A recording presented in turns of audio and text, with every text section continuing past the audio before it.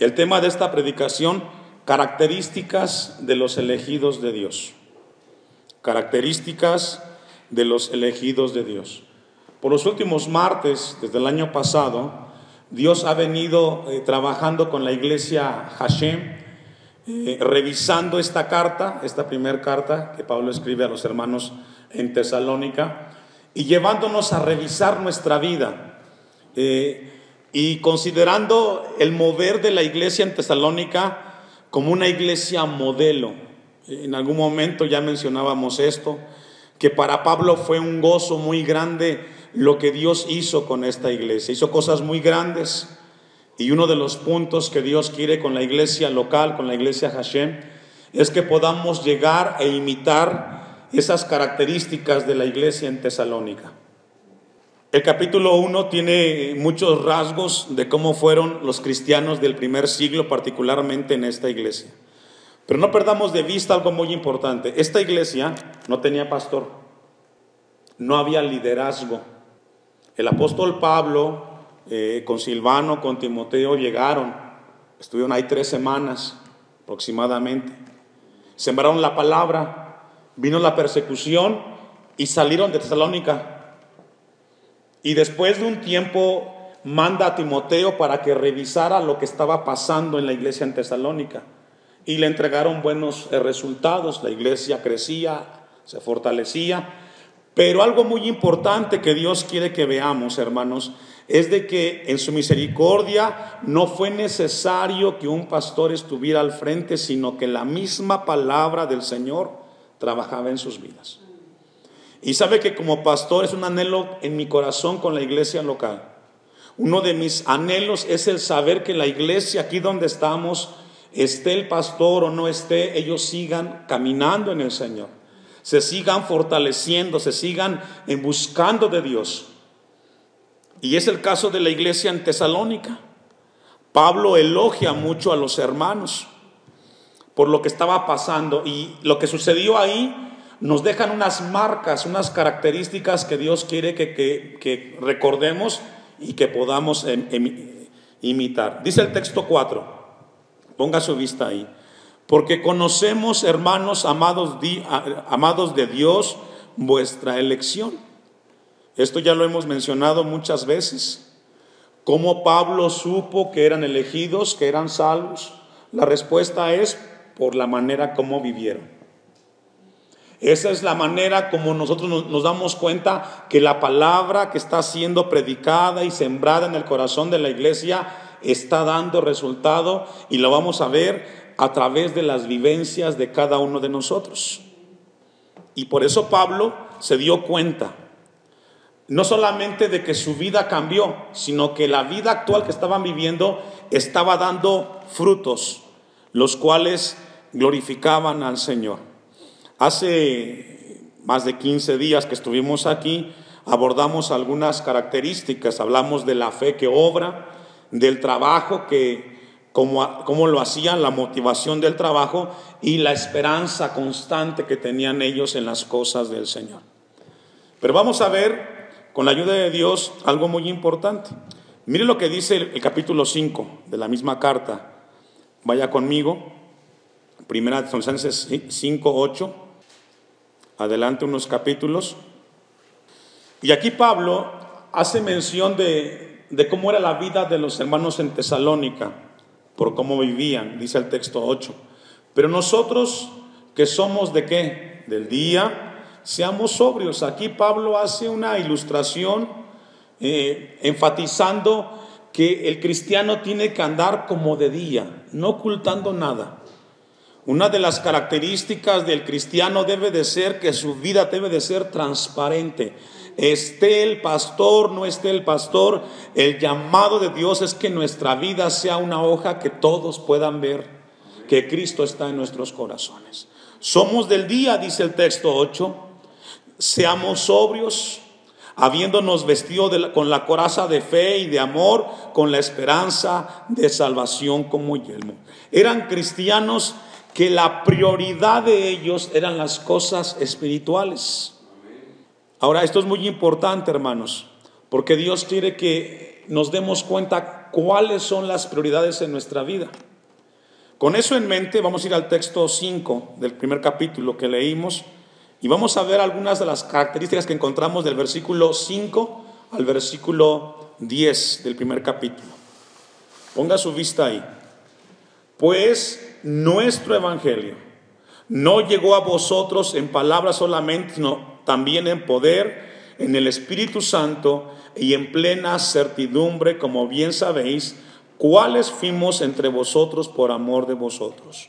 Una característica que encontramos en los hermanos en Tesalónica es de que ellos tenían un evangelio.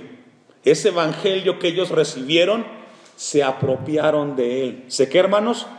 Se apropiaron, lo hicieron suyo. Y sabe que esto es muy importante. El evangelio que ellos escucharon, la palabra que ellos constantemente escucharon del apóstol Pablo y de los hermanos que lo acompañaron, ellos se apropiaron. No dijeron, es el mensaje de Pablo. No, es una palabra de Dios para nosotros. Y Dios quiere que imitemos eso, hermanos, que nos apropiemos de la palabra, que la recibamos como palabra de Dios para nosotros. Ellos hicieron del evangelio como algo personal y eso dio fruto, un evangelio que produjo en ellos vida, la manera de hablar. Miren lo que dice el capítulo 2, vamos a la segunda carta, segunda de Tesalonicenses 2:14. Dios a través del apóstol Pablo llevó el evangelio a los hermanos, y en la segunda carta, capítulo 2, versículo 14, dice, a lo cual os llamó mediante nuestro evangelio. Fíjese cómo cambió ya ahí la frase, nuestro. No es del otro, es nuestro. Y Dios quiere que hagamos eso con la palabra, con el evangelio que escuchamos, que lo hagamos nuestro. Es que el hermano debería de cambiar, no, apropiémonos del evangelio del Señor.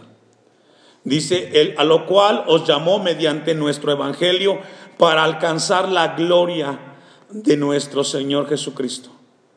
Ese evangelio que ellos recibieron, lo hicieron propio, no del otro. El evangelio constantemente lo escucharon. Miren lo que dice Pablo en la segunda carta a los Corintios, capítulo 4, versículo 3. Segunda a los Corintios, capítulo 4, versículo 3 y 4. Cuando la persona escucha el evangelio de Jesús y no se apropia del evangelio, el enemigo aprovecha la oportunidad. Y dice Pablo en la segunda carta a los Corintios 4:3, ¿ya lo tiene? Pero si nuestro evangelio está aún encubierto, entre los que se pierden está encubierto, en los cuales el Dios de este siglo, ¿qué hizo, hermanos? Cegó el entendimiento de los incrédulos. ¿Sabe que Satanás constantemente le pone una venda a los ojos de las personas para que no vean la luz del evangelio? Pero cuando el evangelio llegó a Tesalónica con estos hermanos, ese velo fue recorrido y se apropiaron de él. Es una bendición cuando el evangelio llega al corazón del cristiano, porque entonces cambia la vida, cambia la manera de vivir. Satanás hoy actualmente hace un trabajo muy grande cegando, no permitiendo ver a la gente el poder del evangelio de Cristo. Pero los hermanos en Tesalónica lo recibieron, dice el texto 4, continúa diciendo ahí, para que no les resplandezca la luz del evangelio. ¿El evangelio qué es, hermanos? Es luz. Nos muestra el camino aquí en la tierra, nos muestra la razón de las circunstancias que vivimos. Siempre el evangelio será luz en la vida del hombre y de la mujer que recibe en su corazón. Y eso fue lo que pasó con los hermanos en ese lugar. Ahora, tristemente, no todos reciben la luz del evangelio, porque el evangelio de Juan, capítulo 3, versículo 19, no lo busque, dice que la gente amó más las tinieblas que la luz. Hay gente que le gusta el pecado y quiere estar ahí. Pero en el caso de los hermanos en Tesalónica, ellos vieron el mensaje del evangelio y regresaron a las cosas de Dios. Y qué importante es eso, hermanos. Vamos a volver al texto. Primera Tesalonicenses 1:5. Dice el texto 5, pues nuestro evangelio no llegó a vosotros en palabras solamente, sino también en poder, en el Espíritu Santo y en plena certidumbre, como bien sabéis cuáles fuimos entre vosotros por amor de vosotros. Texto 6. Y vosotros vinisteis a ser, ¿qué, hermanos? Imitadores.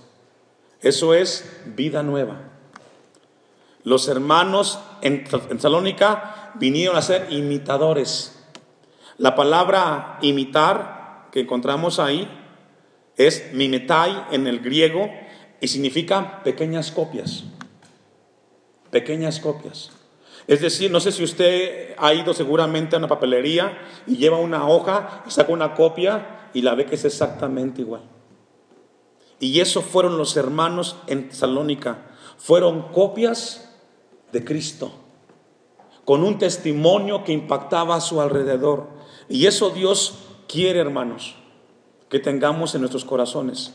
En el capítulo 2, ahí mismo en la carta que estamos, vaya conmigo, Primera de Tesalonicenses 2:14. El Evangelio estaba trabajando en la vida de los hermanos en Tesalónica. Y dice el capítulo 2, versículo 14, porque vosotros, hermanos, vinisteis a ser, ¿qué, hermanos? Imitadores de la iglesia de Dios en Cristo Jesús que está en Judea. Es decir, fueron gente que se reunieran ahí en Tesalónica, pero fueron hermanos que imitaron las cosas del Señor. Y Dios quiere que nosotros pongamos eso en nuestro corazón. No que imitemos al pastor, no que imitemos al hermano, sino que seamos imitadores de Cristo. Así como Cristo nos perdonó, perdonemos a los demás. Mire lo que dice Romanos 6:4 para entenderlo un poco más. Una nueva vida comenzó a suscitarse con los hermanos de Tesalónica. Una vida que glorificaba a Jesús. Fue una marca distintiva en los hermanos. Fueron ejemplo ahí. Dice Romanos 6:4, porque somos sepultados juntamente con Él para muerte por el bautismo, a fin de que como Cristo resucitó de los muertos para la gloria del Padre, así también nosotros, si nos incluye a nosotros, andemos en ¿qué, hermanos? En vida nueva. Es decir, la vida cristiana evidencia una vida donde Cristo está en su corazón, donde ahora mostramos dominio propio, procuramos las cosas espirituales, le damos prioridad a las cosas del Señor. Y eso fue lo que sucedió en Tesalónica. Vuelvo y repito, hermanos, no había pastor ahí. No había un líder que cada domingo se reuniera con ellos y les dijera la predicación de la palabra. Ellos mismos, la misericordia, el Espíritu de Dios los llevaba a buscar del Señor constantemente. Y gloria a Dios por ello. Que andemos en vida nueva. No lo busque, pero dice en 2 Corintios 5:17, de modo que si alguien está en Cristo, nueva criatura es. Miren lo que dice Primera de Pedro 1:15. Ahí se vaya conmigo. Primera de Pedro 1:15. Un rasgo distintivo de la iglesia en Tesalónica era que fueron imitadores. El apóstol Pedro, en la primera carta, el primer capítulo, versículo 15, dice: sino como aquel que os llamó es santo, sed también vosotros santos en toda vuestra manera de vivir. Sabe que cuando yo revisaba este pasaje, hermanos, recordaba los años que tenemos aquí en la iglesia y cómo muchos no han logrado entender que somos cristianos aquí y donde quiera que te encuentres. En el trabajo, en la escuela, con tus compañeros, con tus amigos. Ahí debes demostrar que tú eres un cristiano. No quitarte el saco como diciendo solamente cuando voy al templo me comporto como cristiano y afuera hago otra vida distinta. No, nos habla de una vida en todos los lugares donde nos encontramos, hermanos. Y eso es lo que Dios quiere que recordemos. En toda vuestra manera de vivir. Dijo un hombre de Dios llamado Robert Thomas, en relación al pasaje en Tesalónica: la noción de imitar a Dios y a Cristo se aplica en tres cosas, dijo este hombre: en santidad, en amor y en sufrimiento. En esas tres áreas imitamos a Cristo, viviendo una vida apartada para Dios, una vida motivada por amor y una vida que a pesar del sufrimiento se mantiene cerca del Señor. Amén. Vamos a volver al texto, continuamos con el estudio. Primera de Tesalonicenses 1:6. Y vosotros vinisteis a ser imitadores de nosotros y del Señor, recibiendo, ¿qué, hermanos? La palabra. Ellos recibieron la palabra. ¿Sabe qué importante es venir a la casa de Dios y poder recibir la palabra que estamos escuchando como palabra de Dios? Porque eso es lo que estamos haciendo, predicando la palabra de un Dios vivo que tiene vida, y la recibieron. Ahora, mire cómo recibieron la palabra. En medio de gran, ¿qué? Tribulación. Es decir, había problemas. No fue fácil la vida cristiana para ellos. No estaban sentados en sus casas sin problemas. Era gente que tenían problemas económicos, estaban marginados. Pero ellos, en medio de los problemas, ¿sabe qué, hermano? Recibían la palabra. A veces venimos a la iglesia y tenemos un problema muy grande, y es tan grande el problema que no nos permite recibir el mensaje de la palabra, porque estamos pensando en el problema que tenemos y no prestamos atención a lo que Dios quiere ministrarnos. Pero nos habla aquí de que recibían la palabra, y la recibían con mucho gozo, y eso es muy importante. Dice el texto 6, recibiendo la palabra en medio de gran tribulación. Y ahí la palabra tribulación significa presión intensa. ¿Sabe que hoy, en el tiempo que vivimos, hay mucha presión? Presión económica, presión social, presión en cuanto a la salud. Pero qué importante es aprender a recibir la palabra de Dios aunque tengamos presiones. Que salgamos de la casa de Dios renovados, porque a pesar de los problemas y de la presión que tenemos, siempre decimos: Señor, hoy me ministraste. Hoy salí renovado de tu casa. Porque es un nivel distinto, hermanos. Yo he visto muchos casos que la gente dice: pastor, pero si usted supiera que tengo un problema muy grande, si usted supiera el problema que yo tengo, usted me entendería. Bueno, yo no sé el problema, pero sé que cada vez que tú vienes delante de Dios, hay una palabra de Dios para ti. Y esta tarde Dios quiere que entendamos eso nosotros.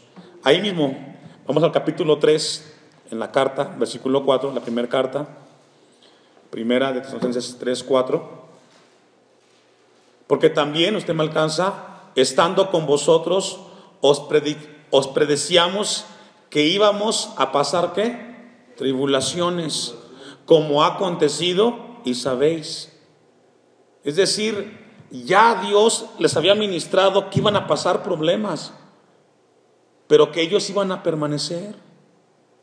Hoy, hermanos, Dios quiere que tengamos eso en nuestra mente, en nuestro corazón, que podamos recibir las pruebas que vienen a nuestra vida, pero nunca perder el sentido de que Dios nos ministra. Miren lo que dice Hechos, capítulo 5, versículo 40 en adelante. El Espíritu Santo en ese momento a los hermanos les mostró que habría un costo que pagar para seguir a Cristo. Y aquí aprendemos algo, Hechos 5:40. El verdadero cristiano puede enfrentar cualquier prueba, cualquier tribulación, con el gozo del Señor. Mira lo que dice Hechos 5:40, ¿ya lo tiene? Y convinieron con él, y llamando a los apóstoles, después de azotarlos, les dieron una paliza, hermanos, los apóstoles ahí. Les intimaron que no hablasen en el nombre del Señor Jesús, y los pusieron en libertad. Y ellos salieron de la presencia del concilio, ¿cómo? Gozosos. ¿Se puede usted imaginar eso? Que alguien tenga un problema tan grande, que lejos de llorar, que lejos de quejarse, diga: el Señor está conmigo. Ese es un nivel de cristianos que hoy, hermanos, Dios nos llama a que imitemos. Porque a veces nos quejamos tanto. Yo sé que el problema ahí está y es muy grande. Y puedo a veces entender que es tan grande que ni siquiera te dan ganas de escuchar, ni de orar, ni de leer. Pero encontramos que estos hermanos, a pesar de los problemas, ellos se mantuvieron buscándole del Señor. Dice el texto que los azotaron, pero cuando ellos salieron de ahí, no se quejaron, sino que se salieron gozosos, dice el texto 41, gozosos de haber sido tenidos por dignos de padecer afrenta por causa del nombre. Y todos los días en el templo y por las casas no cesaba de enseñar y predicar a Jesucristo. No hubo una prueba en esa iglesia del primer siglo, la que estamos leyendo ahorita, que impidiera que se predicara la palabra o que nos reuniéramos. Y eso es lo que Dios quiere despertar esta tarde con nosotros. A pesar de las tribulaciones que estemos enfrentando, de las pruebas, de las luchas, que no veamos eso como una razón para decir, hoy no voy a orar, hoy no voy a leer la Biblia, sino que sigamos en el Señor. Ahora dice que ellos recibían la palabra y la recibían con gozo. Hablamos de un nivel donde Dios ministraba sus vidas. Vamos al texto 7, vamos a regresar al pasaje. Primera de Tesalonicenses 1:7. Y vamos a ver cómo Dios habló a estos hermanos en ese momento. De tal manera que habéis sido, ¿qué? Ejemplo. Qué palabra tan profunda, hermanos. Que Dios considere tu vida como un ejemplo para otros. Qué hermoso sería que la iglesia local aquí donde estemos fuera un ejemplo para toda la gente o iglesias aquí donde estamos. Que Dios dijera, esa iglesia que está ahí es un ejemplo de perseverancia, de compromiso, de buscar, de reunirse, de esforzarse en las cosas de Dios. Porque estos hermanos fueron ejemplo. Es decir, la palabra en el griego tupos significa una reproducción exacta. ¿A quién? A Cristo Jesús. Fueron un modelo de cristianos, de tal manera que son dignos de que imitemos. Cuando Dios quiere que revisemos esta carta, hermanos, es porque Dios está interesado que la iglesia imitemos los ejemplos que dieron estos hermanos, de compromiso, de buscar a Dios, de recibirle, que fue lo que pasó con ellos. Un ejemplo. Dice el texto, de tal manera que habéis sido ejemplo a todos los que están en Macedonia. Mira lo que dice el apóstol Juan, primera de Juan 2:6. Esto es muy importante, hermanos, que Dios hizo con esta iglesia en Tesalónica. Primera de Juan 2:6, el que dice que permanece en él, ¿qué debe de hacer? Debe de andar como él anduvo. Y es el ejemplo. Hoy Dios nos ha congregado aquí en la iglesia, además de alabarle y de orar, de interceder, de recordarnos, hermanos, que tenemos que andar como Cristo anduvo, siendo ejemplos del Señor. Amén. Se habían convertido en ejemplos vivientes de cómo debe de vivir una vida cristiana un creyente. Vidas ejemplares. Vuelvo y repito y insisto, hermanos, no había un pastor que los estaba guiando o dirigiendo, solamente la gracia de Dios. Y qué hermoso es saber cuando la iglesia está siguiendo al Señor, porque en ellos se fortalecen y se alientan. Vamos a volver al pasaje para ir concluyendo. Primera de Tesalonicenses 1:8. Usted me alcanza. Porque partiendo de vosotros ha sido divulgada la palabra del Señor, no solo en Macedonia y Acaya, sino que también en todo lugar vuestra fe en Dios se ha, ¿qué, hermanos? Extendido. Es decir, no tuvieron que viajar tan lejos, no tuvieron que hacer evangelismo ellos. Su testimonio fue tan impactante que en las ciudades de Macedonia y Acaya sabían del testimonio de esta iglesia, hermanos. Hace tiempo yo repetía mucho esto en la iglesia, ya no lo he hecho, pero hoy lo recuerdo.